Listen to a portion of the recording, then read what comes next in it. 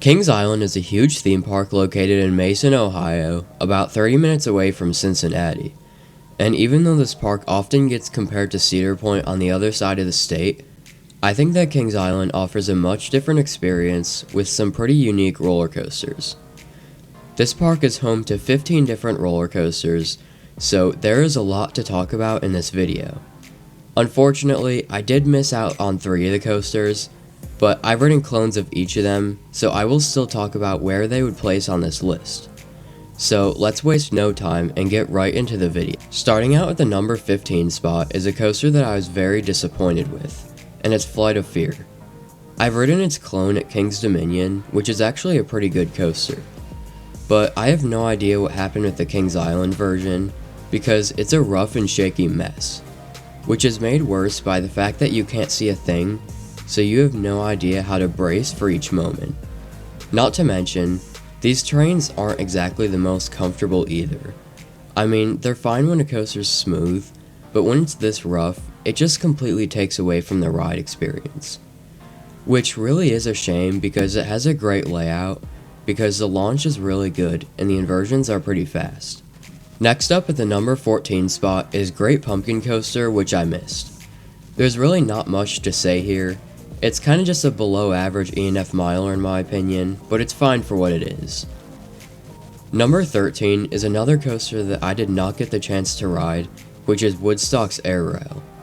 I rode Silver Streak at Canada's Wonderland, so I feel like it's close enough. These coasters aren't quite as rough as Vekoma SLCs, but they are still pretty uncomfortable, especially for kids, and unfortunately, this one does have the old restraints, which means you probably get some bad headbanging. The final coaster I missed out on was Woodstock Express. These are pretty good family coasters with a few hints of weak airtime, but there's really not much else to say besides that. Number 11 is Invertigo. This is one of the last remaining Vekoma Invertigo models, which is pretty much a slightly bigger version of the normal boomerangs, but it's inverted with forwards and backwards facing seats. And I much prefer this to your average boomerang. Not only does it track smoother, but it feels a little bit more forceful too. My favorite element is definitely the backwards loop, which is just such a weird sensation to have positive G's that strong while going backwards. It still would be a little bit higher if it had vest restraints, because it's definitely possible to hit your head in some sections, but it's not as bad as the regular boomerang. At the number 10 spot is Queen City Stunt Coaster.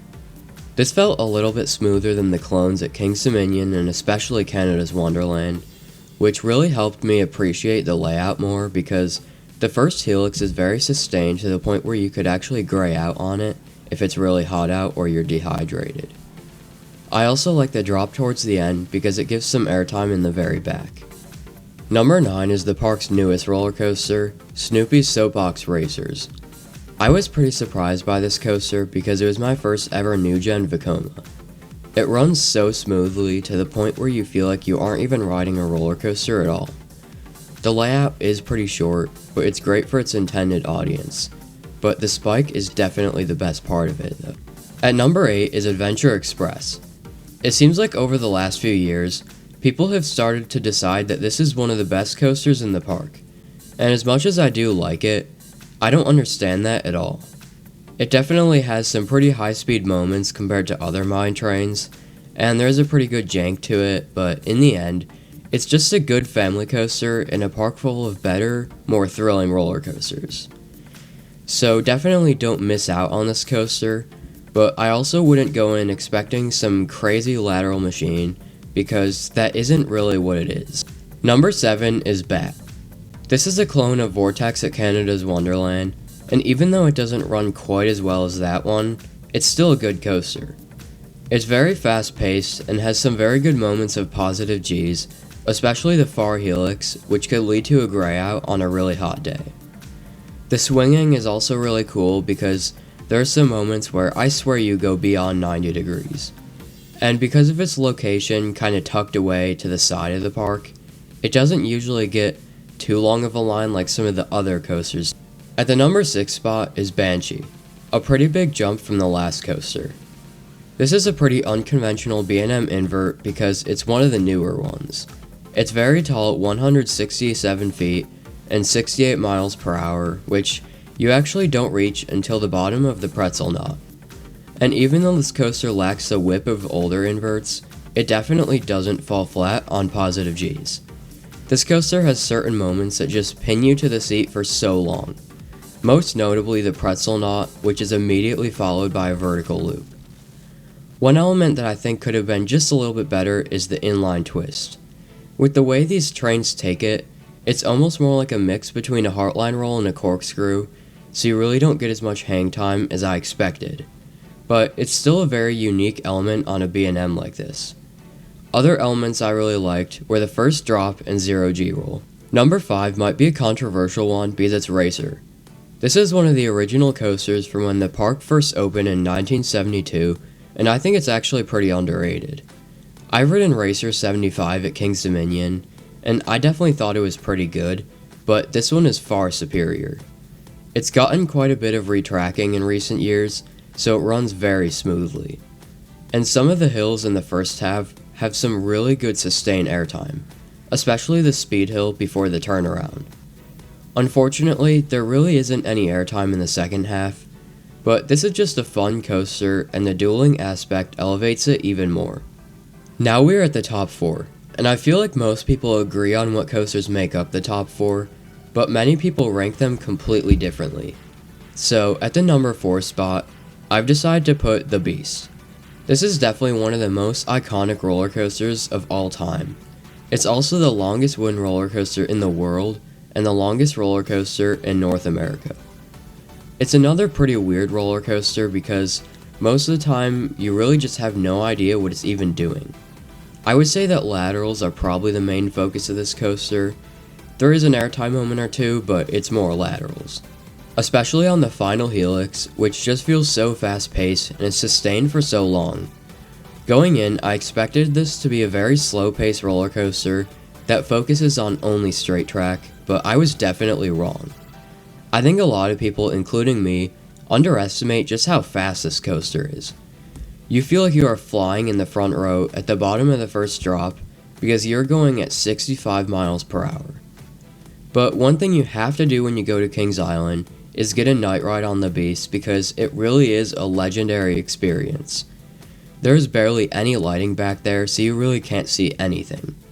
When I went, there was a full moon, which meant that it wasn't quite as dark, but in a way it also kinda added to the experience. Number 3 is Orion, a B&M Giga coaster. This coaster sometimes gets overlooked for only being 287 feet tall and still having a drop of 300 feet. But people sometimes forget that it's a really good coaster because of that. The drop is just like other B&M Gigas, which lasts forever and has so much strong floater airtime. The wave turn and following turnaround don't really do too much, but every other element hits. The speed hill and camelback both give borderline ejector airtime, and the final off-axis hill type thing, I think, gives strong floater airtime, but it was kinda hard to tell because I nearly blacked out from the helix before it on both my rides. That was probably because of the heat and not the actual element, but it is still a pretty intense element. This coaster might not be able to compare to Leviathan at Canada's Wonderland, but it's still better than a lot of B&M hyper coasters I've ridden. At the number 2 spot is Diamondback. This is a very long B&M hyper coaster with probably some of the most sustained airtime on any roller coaster. Each moment has very strong floater airtime, especially the drop, first 2 camelbacks, and then the hill before the mid-course. I also love the finale with the drop into the splashdown, and if you're in the very back, you might even get a little bit wet on that moment. The one problem with this coaster is that it definitely does have a rattle on certain moments. By far the worst section was the valley right after the far turnaround, but I mean, it's still tolerable. It would just be better without it. Another good thing about this roller coaster is that it just looks so nice. I love the brown and red color scheme, and watching the splashdown just looks so cool from off-ride. But as much as I love Diamondback, I couldn't give the number 1 spot to any coaster other than Mystic Timbers, a very fast-paced GCI wooden roller coaster. Where do I even start with this coaster? It has some of the best pacing of any roller coaster I've ever ridden, and it doesn't let up until the final brake run. You go from one hill to another very quickly, which kinda surprised me a lot. And before riding this coaster, I'll be honest, I was never really the biggest fan of GCI. I thought their coasters didn't really have any airtime and really kind of felt slow during a lot of moments, but I was proved completely wrong after riding Mystic Timbers. Each hill definitely gives airtime, even if it isn't too strong. The pacing completely makes up for it. My favorite moments are the drop off the first turnaround type element and the few hills after, but every element on this coaster is just so good, and that is the reason that Mystic Timbers is my favorite roller coaster at Kings Island. Oh, and one thing I wanted to talk about real quick was the shed. I think it's much better than just a normal brake run, so I really don't understand why people use that to judge the entire coaster. So that was my ranking of every roller coaster at Kings Island. What did you think about my list, and how do you rank these coasters if you've been here? So if you enjoyed this video, please like, comment, and subscribe for more, and I'll see you in the next video.